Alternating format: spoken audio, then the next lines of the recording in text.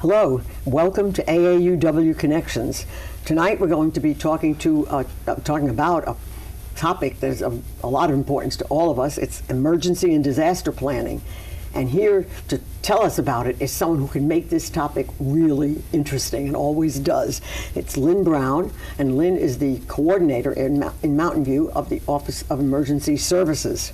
So first of all, Lynn, what kind of emergencies or disasters are you talking about? Well, a wide variety of things can happen. One of the definitions of the difference between a disaster and emergency, if there's a fire at your neighbor's house, it's an emergency. If it's a fire at your house, it's a disaster, right? Okay. So we have a wide range of things here. Probably one of the biggest ones, of course, for us are earthquakes. We're subject to earthquakes, being this near the San Andreas Fault.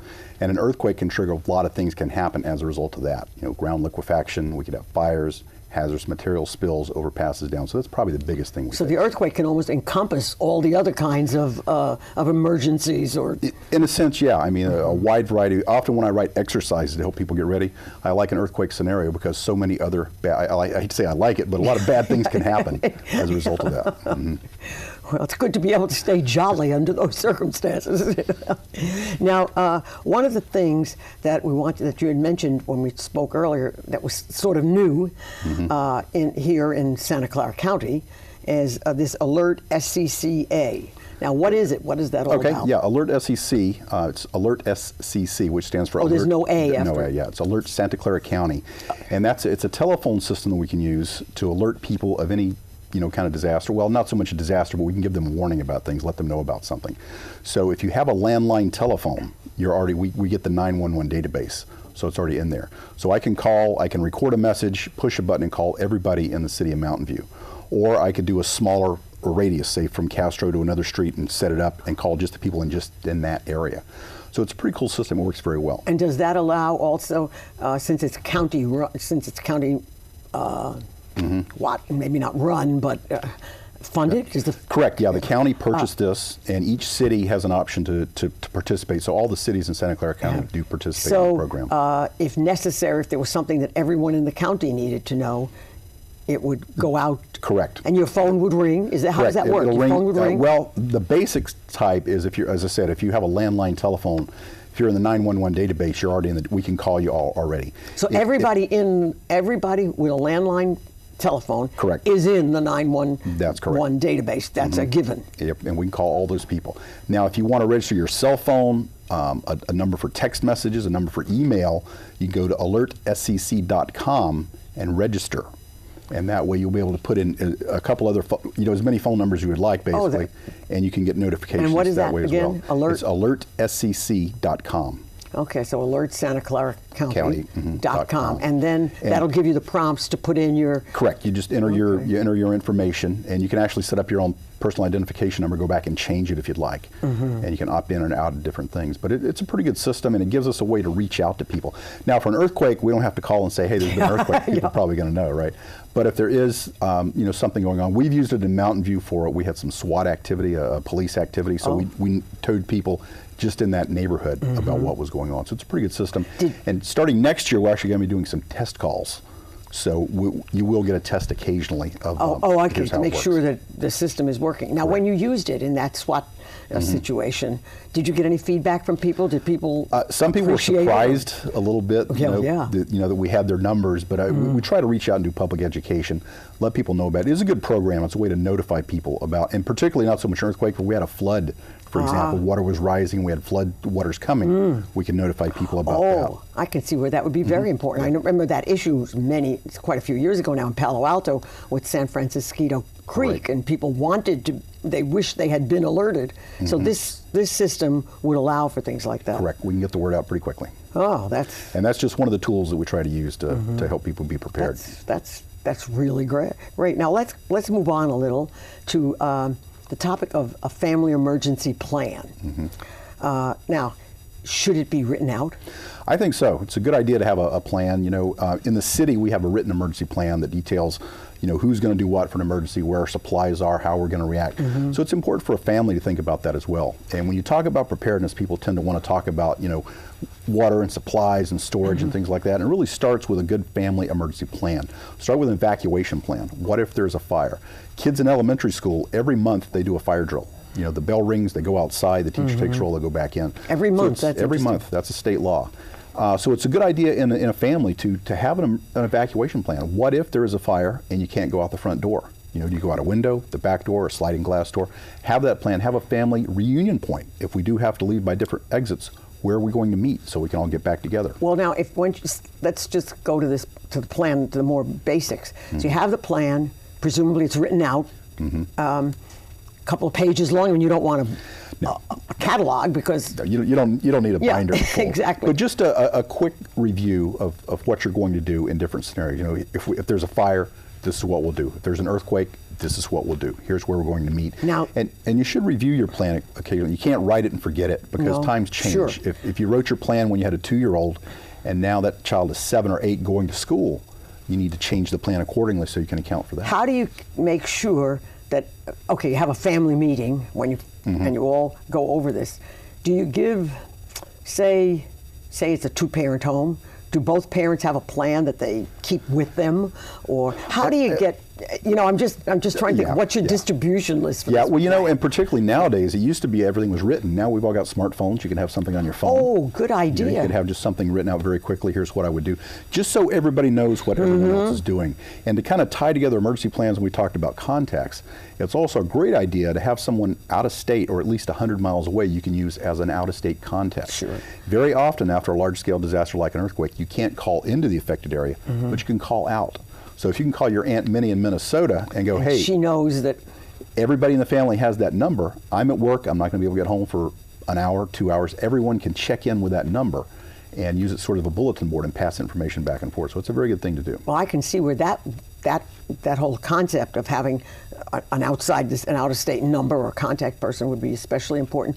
But everybody better have that. The idea of this, of posting it online is just wonderful. I never thought about that. You have it up in the my cloud. age. If someone younger would have thought of that the first thing, but and you'd have that number there, and then I assume you talk about keeping it up to date. You want to make sure that number stays the same. Yeah, keep it up to date. Make sure everybody knows just how to react. And that Aunt Minnie knows she's the person. She knows they're going to call. Yeah, what's going on? A good example. I'm from Florida originally, and after the 1989 earthquake, my parents saw it on TV and thought, you know, as you said, oh my gosh, California's fallen into the ocean. They'd tried to call, nothing but busy signals. I was able to call out, contact them pretty quickly, and let them know that I was okay. That was now. You also talk about a designated meeting place. Obviously, this is maybe not in an earthquake. It might be even an earthquake, but that's another issue. Now, how far from should you have 2 designated meeting places? This is number 1, and this is because depending on what the emergency was. Exactly, not a bad idea. And it's just so you know, if we are separated, here's where we're going to get back together. You know, in the special force, they call it a rally point. So if we are separated for some reason, I know if I check under the tree, you know, in the side yard, at the 7-Eleven, or wherever it might be, you know that's where people are going to go. Is it better to have it be a public place or someone's home? Well, how do you decide? It kind of depends on your neighborhood. If you live in a single-family residence type neighborhood, maybe just out in your front yard. If you live in an apartment complex, it could be slightly, you may have to maybe out on the street or maybe not in the courtyard. I never thought of it being that. In my mind, I envision that this is the close near place you will all meet at the supermarket. But this could be something if there was a fire in the house, so that you all meet out in the yard and know that you don't have to go running back in for someone. You want to have it pretty close, and it'll vary. You know, it just depends on obviously the age. You know, the people who are living there and factors like that. But if you have a place that everybody knows this is where we're going to meet, that can really help out. Yeah, I just never thought about that. And some of the keys to look at, be sure it's not under a tall building where glass could fall on you. Not, you know, I said under a tree, that may not be the best spot if the tree's going to fall. Not under power lines. Just look out for hazards. Try to, you know, a big open field's a great area. Well, not everybody has a big open field. Exactly, yeah. Especially not in our area. Correct. But so you really have to think this through, obviously, in advance. That's why you have the plan. And that's the thing. If you know your neighborhood, you know your area, you can work together. And then if you work with your neighbors as well, that can make a difference. So you're kind of looking out for each other. That can really help out. Now, do you also have a designated meeting place for some larger type of emergency where you would say, okay, we're all going to meet at, I don't know, some supermarket or in some place that's 5 minutes away? Yeah, it could be. You want to be walking distance somewhere relatively close, a place pretty easy to get true. to. That helps out. You may or may not be able to use your vehicle in the event of a, large-scale earthquake. How do you handle the fact that children in a family, 2 or 3 children, are might be at school or on their way home from. How do you handle the whole issue of kids? And that's a good question. And the thing is, the schools, I can certainly speak for the schools in Mountain View, are prepared to hang on to those children as long as they need to. And they have release policies about who can, and that's something you need to think about, is keeping your release policy up to date. When you sign that paper, you're saying this person can pick up my child. The school will not release them to someone that isn't on that form. So you have to be sure you put the correct, if an uncle or a grandma or someone's going to pick them up, you need to be sure they're on that form. But the schools are pretty well prepared to hang on to those kids. They're charged, they're their responsibility.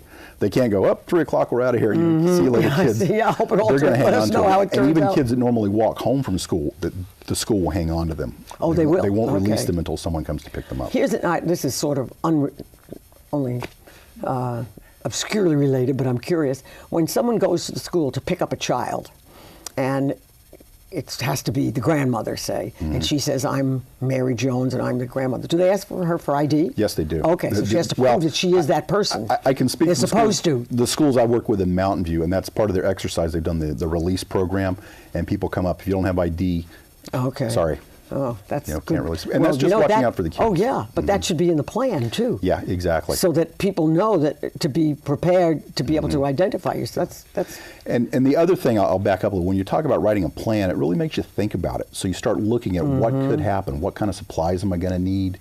What eventualities are going to go on? So it really sets the stage. It's your planning document to work toward being better prepared. So let's get back to the subject of exits.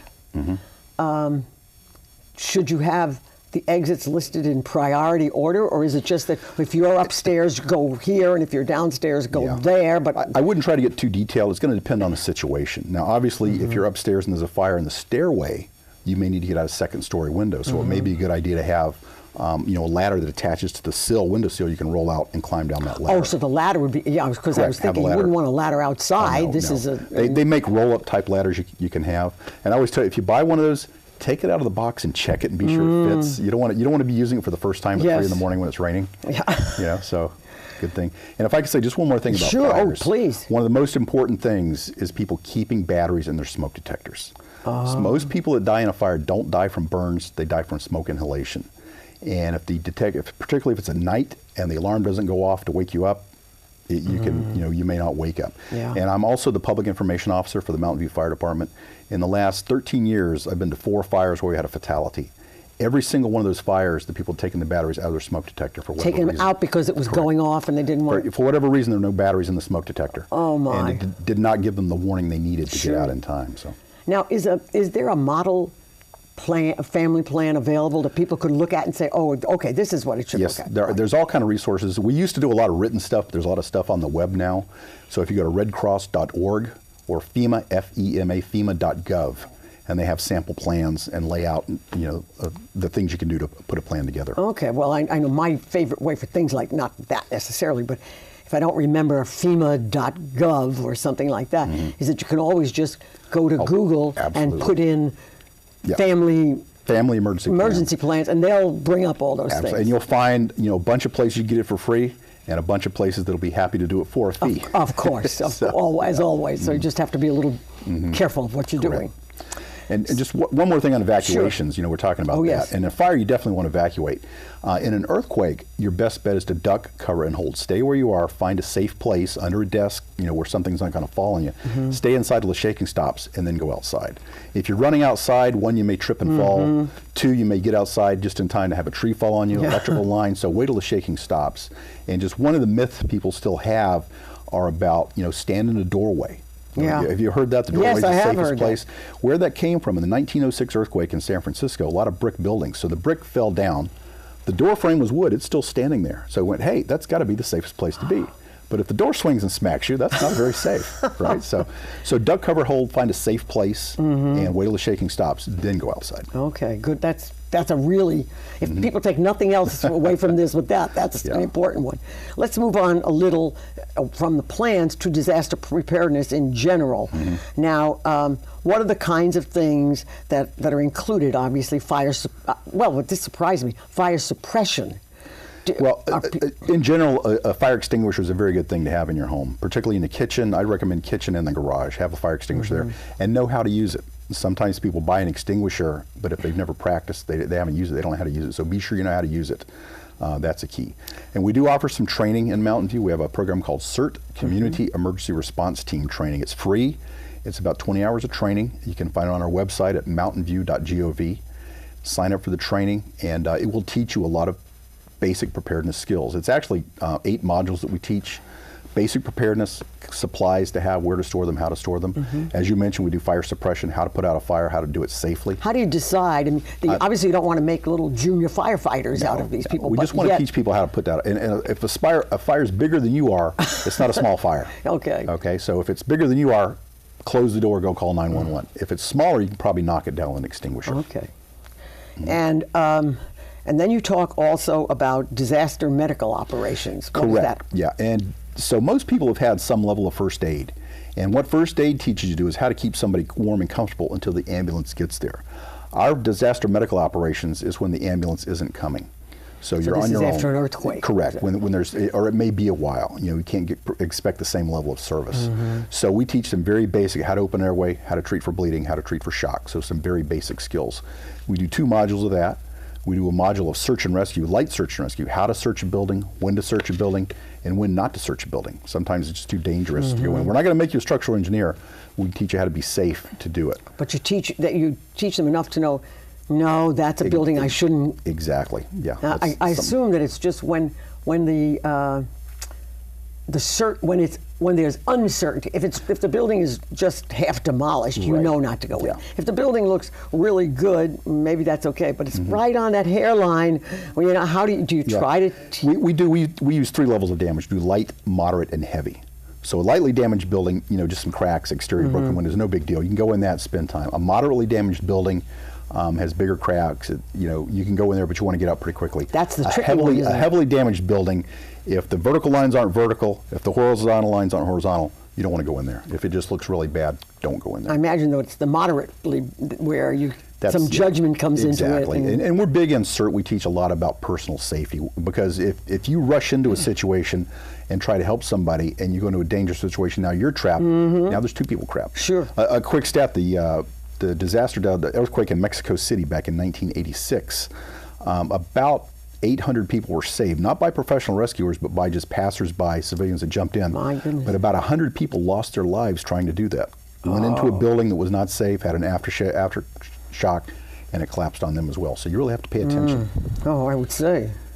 So we do the light search and rescue. We do a module on team organization. We teach a thing called the Incident Command System. Which tell us about ICS that. is used by the fire service throughout the country, and we teach you how to organize, how to manage large groups of people. We do one on disaster psychology, the way people might react to a disaster, both victims and rescuers. Talk about some of those symptoms and how to avoid them. And finally, CERT and terrorism. We talk about potential terrorist attacks, weapons of mass destruction. The good news is, if you're prepared for a fire or a flood or an earthquake, you're pretty well prepared for the results of a terrorist. You know, chances are good, Marge, a terrorist is not going to want to blow your house up. Oh, right? good. I hope.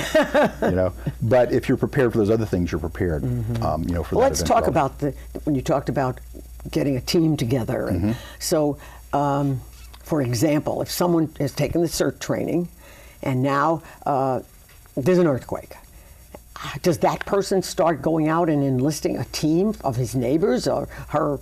Who? How do you do that? Yeah, well, it helps if people have had some training ahead of time, so they understand how to be safe and, you know, have some equipment, have a hard hat, have some safety glasses, things like that. Your CERT graduate probably has that. Correct, yeah. When you graduate, we give you a hard hat, a vest, safety glasses, and a pair of sturdy But now, gloves. now you're outside your house and your neighborhood. What do you do? You're doing the best you can. Now, we hope that if people have had the training, they can manage some other people and say, hey, that's too dangerous, don't do that. But there's certain tasks, you know, obviously life safety is first priority, so taking a look around the neighborhood, checking on neighbors if you know have problems, maybe if someone is disabled, might have small children, you want to check on them first, but doing a survey, saving lives, and it also helps the city tremendously if people survey their neighborhood and let us know what's going on. And we have a very active amateur radio group here in Mountain View. We placed amateur radio antennas on all our fire stations, the senior center, the community center, and El Camino Hospital. So we tell folks, if you don't have phone communications, you have a problem, go to a fire station. And he won't be there immediately, but we'll get an amateur radio operator there. They'll get on the air and they can communicate directly with our emergency operations center. Oh, that's good to know. Do the schools have them too, as well? We have Sometimes a neighborhood school is correct. closer. We do have an amateur radio antenna at the school district headquarters. So the schools have their own radio system. The plan is each school will evaluate, communicate that back to the district office, and then from the district back to the city, so we have an idea about what's going on. Have cities, when getting back to organizing a team, and you were saying, well, maybe there are others, has there been any effort to educate neighborhoods so that you'd have a group of neighbors in whatever, I don't know, a couple of blocks, who then get trained, and so that if this disaster happened, they are a team? Absolutely. We have several neighborhoods here in Mountain View that have very well organized CERT teams. For instance, we're based on the neighborhood association model. So rather than just arbitrarily drawing, say, this area, it's by neighborhood association. So places like Montaloma, Cuesta Park, Old Mountain View, they have very active CERTs. They practice. In fact, we're having we have a drill twice a year for the neighborhood, for all the neighborhood CERTs in Mountain View, and we're doing annually. We do a countywide CERT drill, so we get people from all the different cities that have CERT programs and have a drill. This year we're doing it at Moffett Field. That'll be in September. What happens there? We picked a topic and give them a chance to come in and practice their skills. So this year we're doing damage assessment, how to survey a building, how to use a radio properly, and then also it's called cribbing, how to lift a heavy object and keep it from falling back down on somebody. Oh, that. Now, you mentioned a little disaster psychology. That's intriguing just as a topic. What is that about? That's about the way people react to a traumatic crisis, and there's certain things that'll trigger emotional reactions in people. I mean, obviously, if you witness a fatality or near fatality, it has an effect on both obviously the family of those folks affected, but somebody just witnessing it, it can affect them as well. So we talk about how to cope with that, make people available, aware of some of the resources available for critical incident stress debriefing, so they can work through some of those things. Are there, just again as an example, there's an earthquake, somebody witnesses someone dying, or witnesses a child, something that would really grab you emotionally, and they've been affected by it. Now here's your CERT trained person, and maybe even the whole team. They notice immediately. Now what do they do? Well, a lot of it is just being an empathetic listener, giving people a chance for somebody to listen to what they're going through and talk about it. And again, we don't make people psychologists or engineers, but we give them some basic skills so they can help them. And a lot of people are empathetic. You can kind of work through that. I mean, if you're a mother and you've had a kid, you know how to comfort a child that's crying. So some of that same kind of stuff, and helping recognize those symptoms in themselves as well, because even if you're helping people, it can have an effect on you. A real quick one I'll tell you, one of the examples I've learned is in a intense situation, and sometimes people need a break. But if you tell somebody, hey, you need to take a break, what are you going to say? No, I'm fine. If you go say, hey, I really need to take a break. Can you take a break with me? Let's go out and take a break and talk about it. And they go, oh, okay, yeah, I can do that. So just some little tricks like that to help manage a situation. I'm sure they have to learn, too, how to manage somebody who's almost hysterical. And that can happen.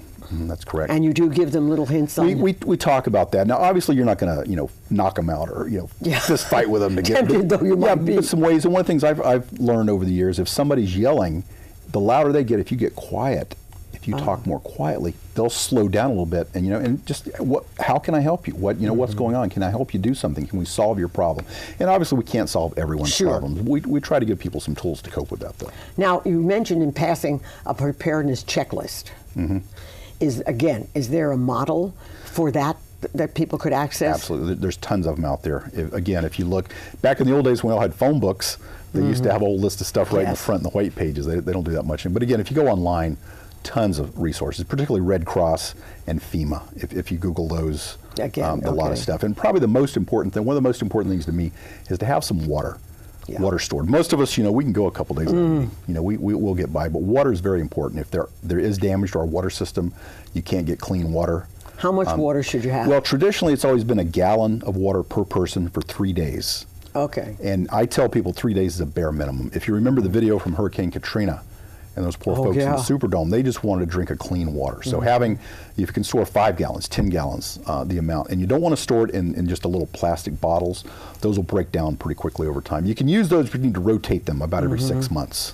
So you recommend those big bottles that you see? They look like stand about that. I'm big on a 5-gallon container. Oh, okay, 'cause you can manage that. If you go 55-gallon, the big drum, pretty heavy. Water weighs about 8 pounds a gallon. If it tips over, you're not going to be able to pick it up. But 5 gallons is good. And there are other sources. You can drink water from your water heater, but you have to maintain the water heater. If you don't drain it once a year and keep it clean, there's a lot of sludge that builds up in there. Yeah. Now, how often should you change that water in your? If you're going to store it, just tap water, it's good for about a year. There are things you can get. You can put chlorine in it. You can get tablets from preparedness places to put in to store it longer. But I prefer to just dump it out once a year. Water your plants, water your lawn, put some fresh water in there. And all your supplies in a supply kit, you should look at. You can't, set it and forget it. I noticed, I had a sample checklist, maybe it was from you, and it would say clothing, for example. Clothing's a very good thing. And what kind of clothing? A sweater, a warm sweater, or what? You want to be ready for multiple, maybe it's summertime, maybe it's wintertime, maybe it's raining, you get wet, you need to change clothes. So think about ways to stay warm. And obviously, we don't have a warehouse to store stuff in. That was going to be a question. So that's the question. So store what's right for your family. What I recommend is having supplies at home, have some supplies at work, and have some supplies in your car.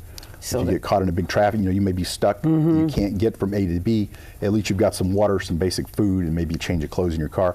And for ladies in particular, I recommend having a pair of tennis shoes in your trunk. Yes, I do that for that very reason. Exactly. If you're stuck, you're wearing heels, and you have to walk away, it'd be a lot easier to have a pair of sneakers to put on. Interesting. I never thought of the food in the car, but sure, I guess that really does make sense. The other thing I thought of was in clothing, if you have children, that really better be changed because they grow. Exactly. Yeah, they'll change out of it.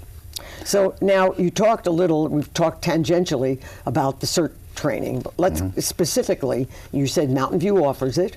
Correct. And it's offered a few times a year. Do you have to be a Mountain View resident? You do not. We offer, it's a regional class. My class coming up, I have people from Los Altos, from Sunnyvale, from Palo Alto. Okay. So, and all the jurisdictions in this area, you can go to any of them. So if you live in Mountain, you can go to Palo Alto, you can go to Sunnyvale. We all share resources that way. Are there any notices in the paper or anything so people know one is about to begin? We usually put stuff out. It's on our website. We don't do a ton of it. I've been very fortunate with good word of mouth. Your classes word of mouth, they tend to fill up, and people come in. But it's good training. It doesn't cost you anything. Oh, that was good. And it gives you just that little extra sense of security, so you know how to react, you know your family's taken care of, and in particular if you've talked to your neighbors. For me as a city employee, I'm a disaster service worker. If something happens, I have to stay at work. This has been so interesting, and there's so much more that we could talk about, but this has been good. It's been very, very good, and sure enough, you made it very interesting. Thank you so much for coming, Lynn. Thanks for having me. Thank you all for watching AAUW Connections.